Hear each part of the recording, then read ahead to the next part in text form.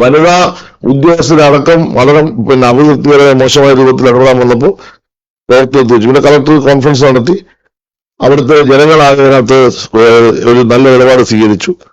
പ്രവൃത്തി ഏതാണ്ട് ആരംഭിച്ചു. ഇപ്പൊ ആരംഭിച്ചു നല്ല തരത്തിലുള്ളതാണ്. ഇന്നിപ്പോ വർക്ക് നടക്കുന്നുണ്ടെങ്കിൽ പരിശോധിക്കാം. നമ്മുടെ രാജ്യത്ത് കിട്ടാവുന്ന ഏറ്റവും നല്ല ഡ്രഡ്ജറാണ്, ഏറ്റവും കൂടുതൽ മണ്ണ് അടിച്ചു കളയാൻ കഴിയുന്ന ഡ്രഡ്ജറാണ് ഇപ്പോൾ ഉപയോഗിച്ചുകൊണ്ടിരിക്കുന്നത്. അതിന് സ്വാഭാവികമായിട്ട് അതിൻ്റെതായ തകരാറുകൾ കൂടെ വരും. അത് റിപ്പയർ ചെയ്ത് വൃത്തിയാക്കി ചെയ്യും. പിന്നെ ഈ ഒരു സമയത്ത് എപ്പോഴേ അടിച്ച് തീരേണ്ടതാണ്. അത്രമാത്രം അടിച്ച് പുറത്തേക്ക് കളയുമ്പോൾ അത്രമാത്രം മണ്ണ് അകത്തേക്ക് വരുന്നു എന്നുള്ള ഒരു പ്രയാസമായി നേരിടുന്നു. അത് ഞങ്ങൾ ആരും അതിനകത്ത് മാറിയിട്ടില്ല. ഞങ്ങൾ എല്ലാവരും അതിനോട് ആത്മാർത്ഥമായി മോണിറ്റർ ചെയ്യാണ്, എല്ലാവരും സഹകരിക്കുകയാണ്. ഉദ്യോഗസ്ഥന്മാർ മുഴുവൻ അവിടെ ക്യാമ്പ് ചെയ്യുകയാണ്.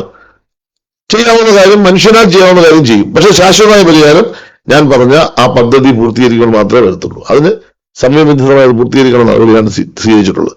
യഥാർത്ഥത്തിൽ നിങ്ങൾ എല്ലാവരും ആ വസ്തുതകളാണ് ജനങ്ങളെടുക്കൽ പറയേണ്ടത്. മത്സ്യത്തൊഴിലാളികളായ ആളുകളെ തെറ്റിദ്ധരിപ്പിക്കാനും ഇതുവഴി എന്തെങ്കിലും രാഷ്ട്രീയമായ നേട്ടം ഉണ്ടാക്കാൻ കഴിയുമെന്ന് ആഗ്രഹിക്കുന്ന ഒരു ചെറിയ സംഘം ആളുകൾ അവരുണ്ട്. അവരാണ് ഈ പ്രശ്നം ഉണ്ടാക്കുക, അവരാണ് ഈ തല്ലിത്തകർത്ത്, അവരാണ് MLA ഓഫീസ് അടിച്ചു തകർത്തത്. ആ രാഷ്ട്രീയ ലക്ഷ്യത്തോട് ഒന്നും സർക്കാരിന് ഉപയോഗിക്കാൻ കഴിയില്ല. സർക്കാരിന്റെ ഉത്തരവാദിത്വം ഭംഗിയായിട്ട് നിർവഹിക്കും. എന്തെങ്കിലും കുറവുണ്ടെങ്കിൽ വീണ്ടും പരിശോധിച്ച് ആവശ്യമായ നിലപാട് സ്വീകരിക്കും. ഈ സീസണ് കൊണ്ട് തന്നെ അത് പൂർണ്ണമായും പൊലിവ് കുറിച്ചു. വെള്ളങ്ങളും പൂത്തിറങ്ങി അത് വീണ്ടും നമ്മൾ ഉദ്ദേശിക്കുന്ന തരത്തിലേക്ക് മണ്ണ് മാറ്റി ഡ്രഡ്ജ് ചെയ്ത് പ്രസ്താവിക്കാനാണ് ലക്ഷ്യമിടുന്നത്. നടപ്പാക്കാൻ കഴിയുമെന്നാണ് നമുക്ക് കിട്ടിയ റിപ്പോർട്ട്. അത് നടപ്പാക്കുകയും ചെയ്യും.